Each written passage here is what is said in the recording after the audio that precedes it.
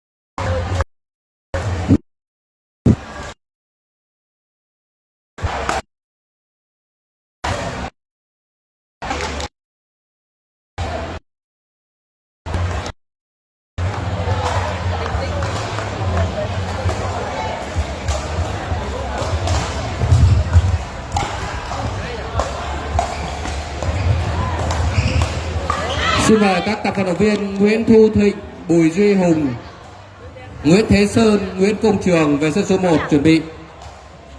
Các vận động viên Dương Hồng Cúc, Trần Tuệ San, Lê Bảo Trung, Trần Thị Hồng Hạnh về sân số 2. Các vận động viên Phạm Quang Trung, Nguyễn Đức Long,